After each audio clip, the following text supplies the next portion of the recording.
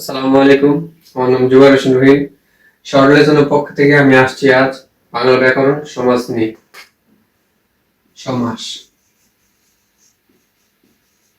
তো আমরা গত পর্বে জেনেছিলাম সমাস শব্দের অর্থ কি, সমাস কয় প্রকার।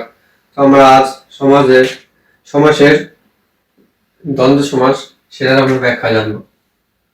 দ্বন্দ্ব সমাস এটা আমরা কি সেটা আমরা জানবো। দ্বন্দ্ব সমাস আমরা শর্ট ভাবে মানে ছোট আকারে বুঝবে যে দ্বন্দ্ব সমাস কি, যেন আপনাদের সহজেই মনে পড়ে এবং আপনারা যেন না ভুলেন। দ্বন্দ্ব সমাস পূর্বপদ পূর্বপদ এবং পরপদ এর মাঝখানে ও যুক্ত হয়। এর মাঝখানে ও যুক্ত হয়।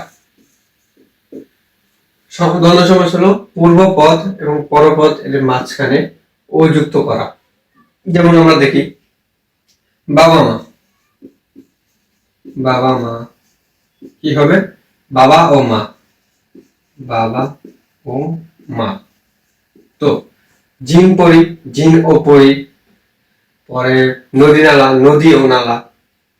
তারপর আমরা দেখতে পারি চোখ কান, চোখ কান, চোখ ও কান। ঠিক আছে। তো শুধু দ্বন্দ্ব সমাস হলো যে পূর্বপদ এবং পরপদের মাঝখানে ও যুক্ত করা। তো আমরা দ্বন্দ্ব সমাসে কিছু ইম্পর্টেন্ট দ্বন্দ্ব সমাস বের করি। যেমন দম্পতি, দম্পতি, দম্পতি হলো জায়া ও পতি, জায়া ও পতি। ঠিক আছে, দম্পতি মানে জায়া ও পতি। তারপর সত্য সত্য, সত্য সত্য মানে সত্য ও অসত্য, সত্য ও অসত্য। ঠিক আছে। উত্তরোত্তর, উত্তর ও উত্তর, উত্তরোত্তর, উত্তরোত্তর, উত্তর ও উত্তর। মানে আপনি দ্বন্দ্ব সমাস মানে পূর্বপদ এবং পরপদের মাঝখানে ও যুক্ত করে নেওয়া। ঠিক আছে। তো তোমরা,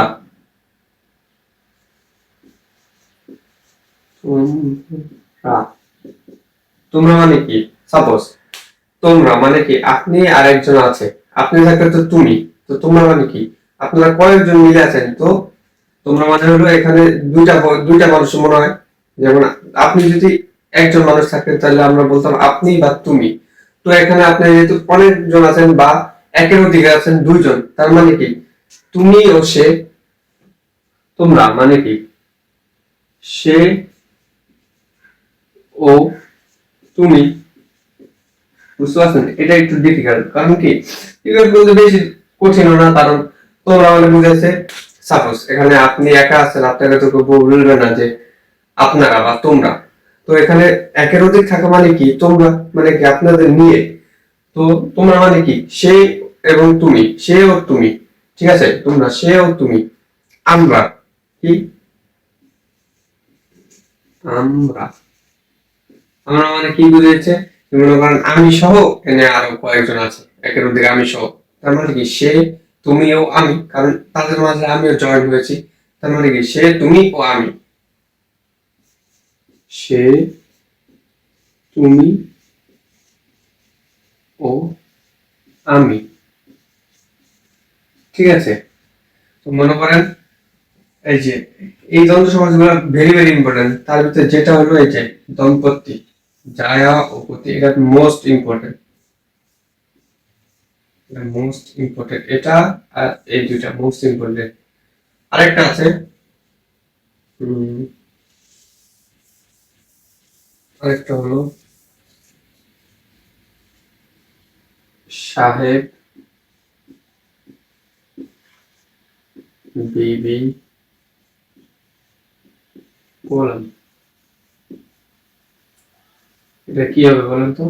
এটা সেম নিচেরটার মতোই, সাহেব, বিবি ও গোলাম।